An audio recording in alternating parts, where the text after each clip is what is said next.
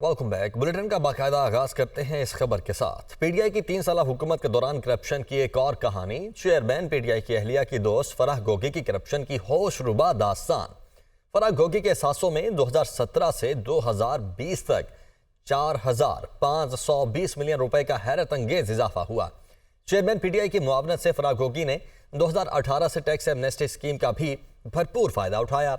सिर्फ 3 सालों में ज़ाहरी एहसासों में 420%, जबकि गैर ज़ाहरी एहसासों में 15,300% इजाफा हुआ। फराह गोगी ने 2020 में 950 मिलियन रुपए के एहसासों को खुद तस्लीम किया।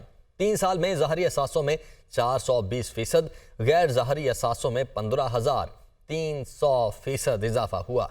मकज़े किरदार फराह गोगी का मुल्क से फरार हो जाना एक सोचे समझे मंसूबे का हिस्सा है।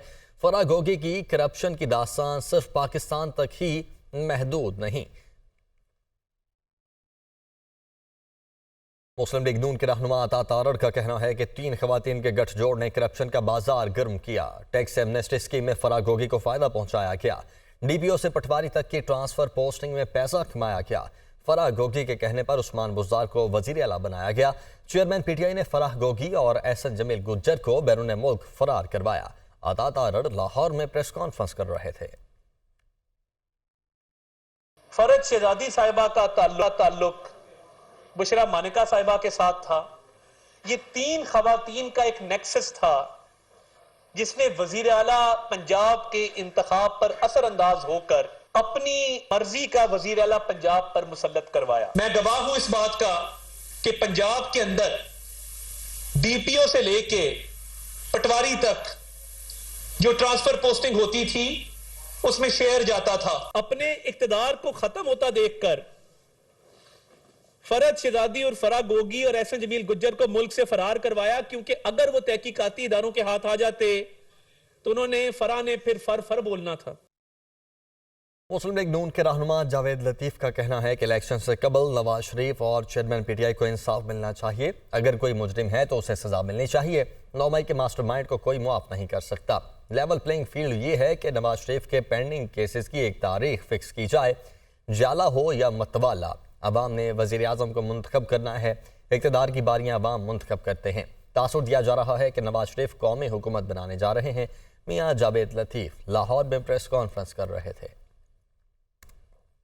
कि लेवल प्लेइंग फील्ड ये है कि आप नवाज शरीफ के पेंडिंग केस जो हैं उनकी एक डेट फिक्स की जाए। नवाज शरीफ को भी इंतखाबात से पहले इंसाफ मिलना चाहिए और मैं कहता हूं कि पीटीआई के चेयरमैन को भी इलेक्शन से पहले इंसाफ मिलना चाहिए।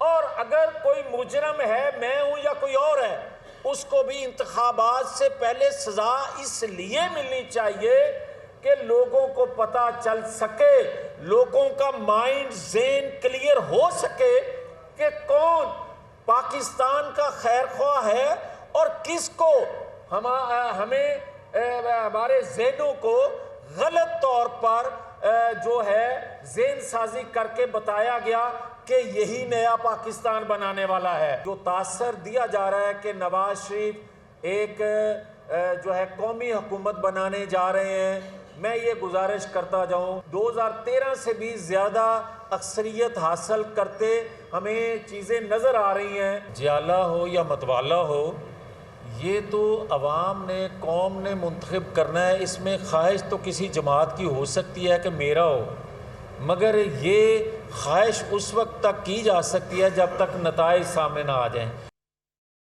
आगे बढ़ते हैं। लाहौर समेत पंजाब के मुख्तलिफ शहरों में स्मोक, फ़ज़ा आलूदा, सांस लेना भी दुश्वार, मामूलात ज़िंदगी मुतासिर हो रहे हैं। पंजाब हुकूमत ने स्मार्ट लॉकडाउन के नोटिफिकेशन में तब्दीली कर दी है। मार्केट्स, पब्लिक मकामात, पार्क, रेस्टोरेंट्स, सिनेमास और जिमनेजियम आज और कल खुले रहेंगे। तरमीमी नोटिफिकेशन जारी कर दिया गया है।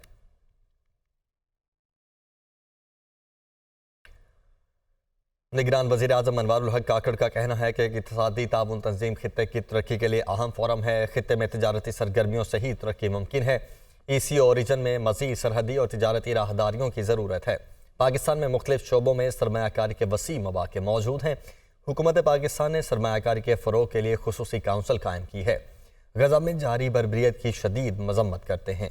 जंग फौरी तौर पर बंद होनी चाहिए। निगरान वज़ीर आज़म ताशकंद में इक़्तिसादी ताउन तंजीम के सरबराही इजलास से खिताब कर रहे थे। निगरान वज़ीर आज़म अनवारुल हक काकड़ की आज़रबाईजान के सदर से मुलाकात में दो तरफ़ा ताल्लुकात, खुसूसन दो तरफ़ा तिजारत, दिफा और तवानाई के शोबे में हालिया पेशरफ्त का जायज़ा। निगरान वज़ीर आज़म ने आज़रबाईजान एयरलाइन के पाकिस्तान के लिए बराह रास्त फ़्लाइट ऑपरेशन के ऐलान का खैर मकदम किया। निगरान वज़ीर आज़म अनवारुल हक काकड़ और आज़रबाईजान के सदर ने इस्लामोफोबिया और मौसमियाती तब्दीली समेत दीगर मुश्तरका चैलेंजेस पर भी तबादला ख्याल किया। इलाकाई ताउन और इज्तिमाई खुशहाली को फ़रोग़ देने के लिए ECO के अहम किरदार पर बातचीत की।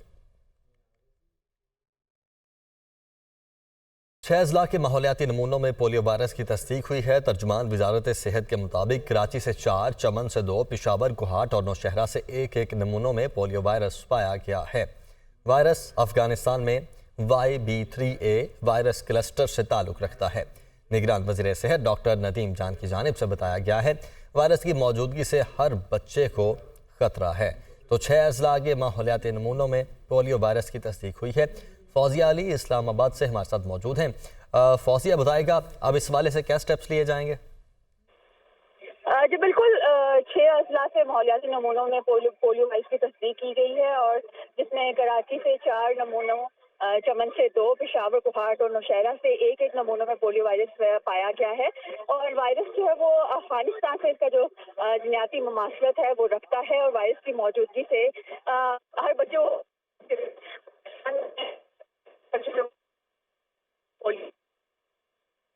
ठीक है फौजिया, बहुत शुक्रिया आपका। Welcome back. गजा में इसराइली जारहियत में तेजी, मसाजिद को भी निशाना बनाना शुरू कर दिया।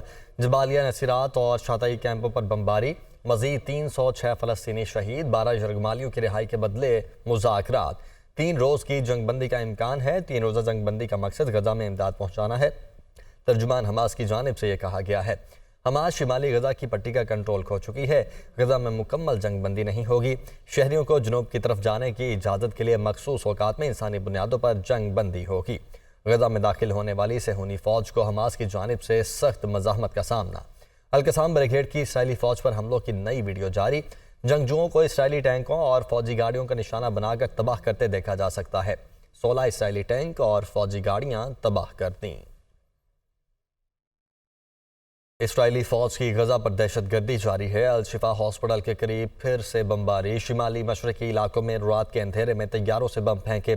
गुज़श्ता 24 घंटों में मजीद 214 फ़लस्तीनी मौत की वादी में चले गए। शुहादा की मजमूई तादाद 10,569 हो गई। शहीदों में 4,324 बच्चे, 2,823 खवातीन और 649 मुअम्मर अफराद भी शामिल हैं।